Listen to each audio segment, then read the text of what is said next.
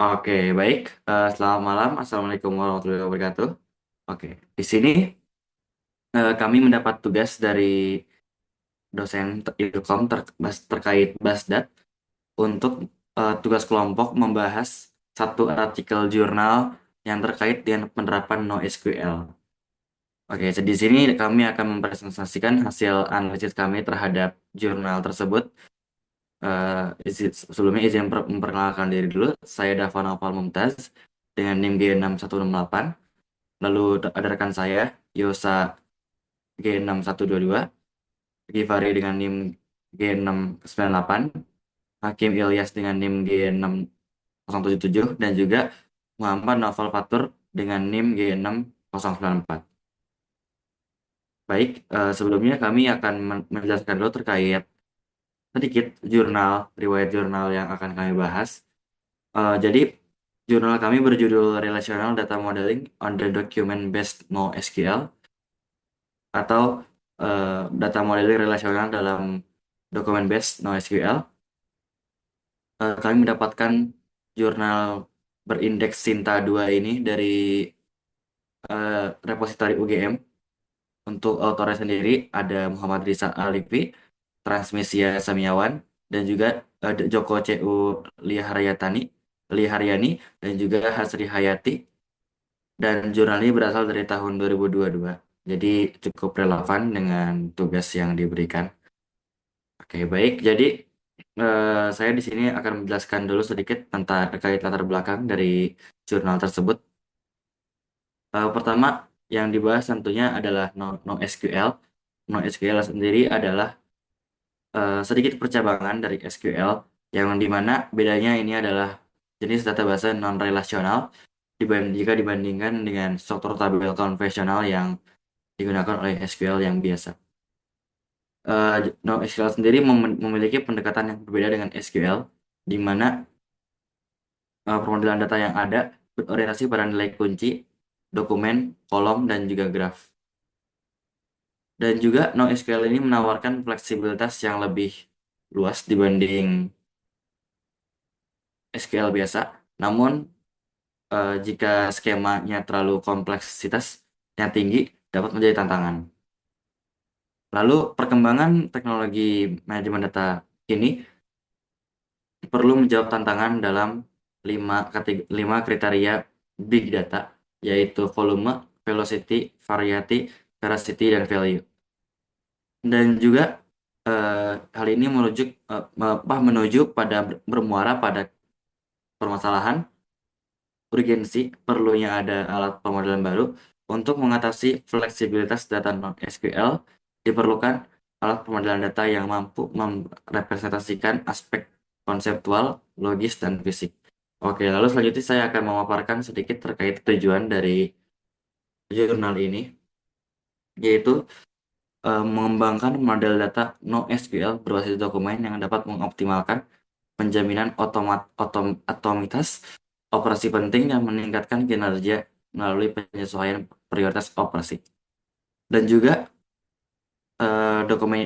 jurnal ini juga membahas terkait tools permodelan yang mampu merepresentasikan struktur data dan informasi NoSQL berbasis dokumen pada level konseptual, logis, dan fisik, sehingga universal dalam berbagai big data. Lalu, jurnal ini juga bertujuan untuk mengadaptasi model data relasional agar dapat diimplementasikan dalam struktur data NoSQL sehingga memungkinkan fleksibilitas pada data terstruktur dan tidak terstruktur. Baik, jadi untuk selanjutnya ada metodologi yang akan dijelaskan oleh teman saya yaitu Yosa.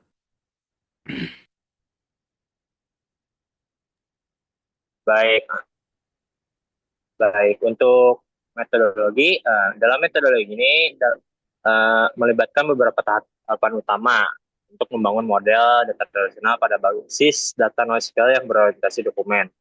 Nah, yang awalnya itu yang pertama adalah studi pustaka. Nah, pada tahap ini kajian literatur digunakan untuk memahami topik pembuatan data NoSQL, termasuk dalam berbagai abstraksi model, yaitu konseptual, logis, dan fisik. Nah, dan tahap ini membantu mengidentifikasi isu-isu dan tantangan terkait pengumpulan data dalam konteks NoSQL berorientasi dokumen. Selanjutnya, ada perencanaan. Nah, dalam perencanaan ini ada tiga penentuan. Di mana penentuan pertama itu penentuan proses dan aturan bisnis. Nah, dalam studi ini digunakan skenario aplikasi nyata untuk aplikasi pengajuan tugas akhir di Politeknik Negeri Bandung.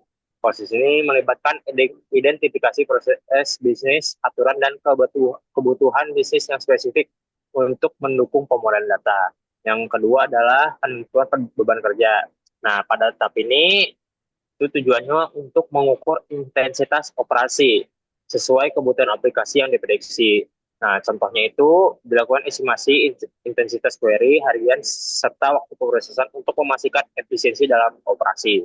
Lalu yang ketiga ada penentuan pola desain. Pemilihan pola desain seperti extended reference dan computed dilakukan untuk meningkatkan efisiensi operasi data. Nah, extended reference mengkombinasikan embedded dan reference, sedangkan computed memfasilitasi perhitungan yang mengurangi komputasi berulang. Selanjutnya, ada pelaksanaan pemodelan data. Nah, yang pertama itu tadi pemodelan data konseptual. Model konseptual menggambarkan entitas, atribut, dan relasi antar entitas. Ini melibatkan penggunaan ERD untuk memodelkan hubungan dalam sistem secara abstrak. Lalu ada pemodelan data logis, menggunakan CRD logis yang menerapkan pola desain yang sudah ditentukan, masuk penerapan extended reference untuk mengolah hubungan antar entitas yang kompleks. Lalu ada pemodelan data fisik. Pada tahap ini, model logis diubah menjadi model fisik dengan menentukan tipe data dan struktur yang spesifik disesuaikan dengan target basis data MongoDB. Selanjutnya, yang terakhir itu ada evaluasi. Moderator, tolong. Selanjutnya ada evaluasi. Nah, model data dievaluasi setiap tahap, yaitu pada tahap konseptual, logis, dan fisik, untuk memastikan kesesuaiannya dengan proses bisnis dan kebutuhan aplikasi. Evaluasi dilakukan secara berurutan, memastikan setiap model abstrak dapat model yang lebih konkret. Baik, terima kasih. Selanjutnya akan dijelaskan oleh teman saya.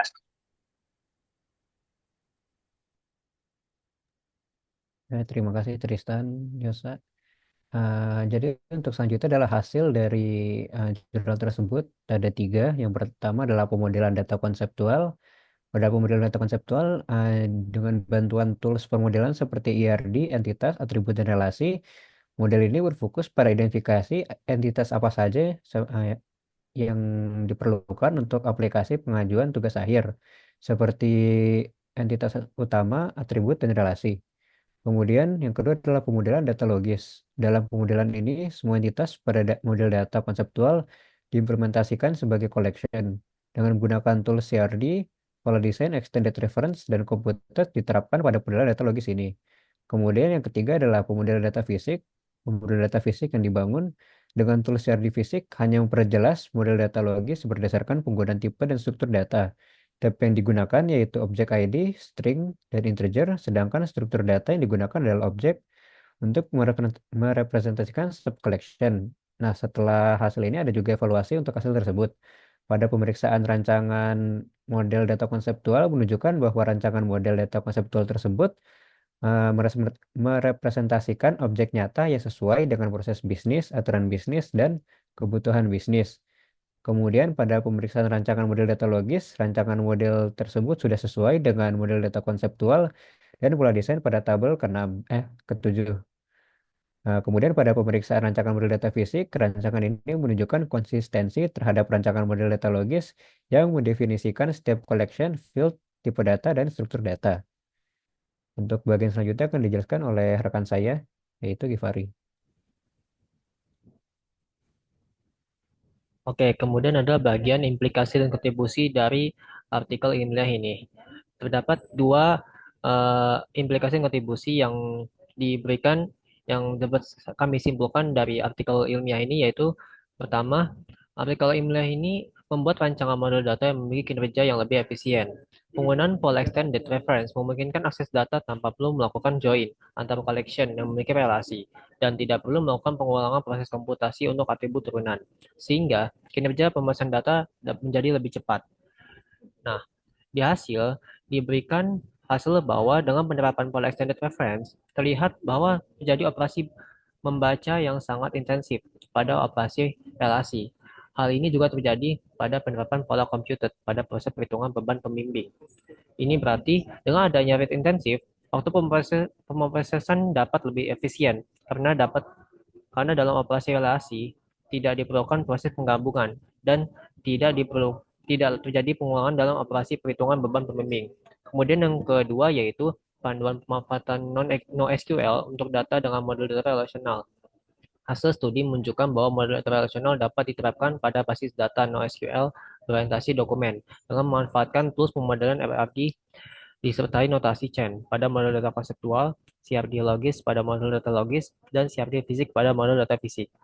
Kemudian dilanjutkan oleh teman saya, Hakim. Pada Hakim dipersilakan.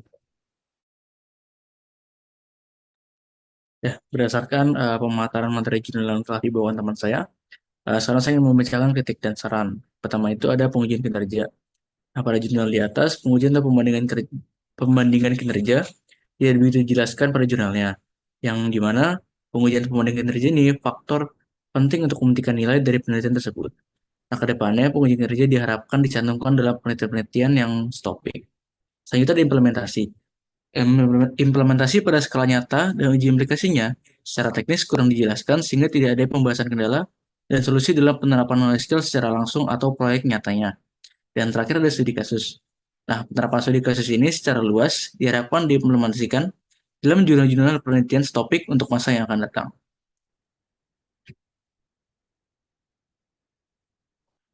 Sekian yang dapat kami sampaikan mengenai jurnal penerapan NoSQL. Mohon maaf bila ada kesalahan dan terima kasih atas perhatiannya. Selamat malam.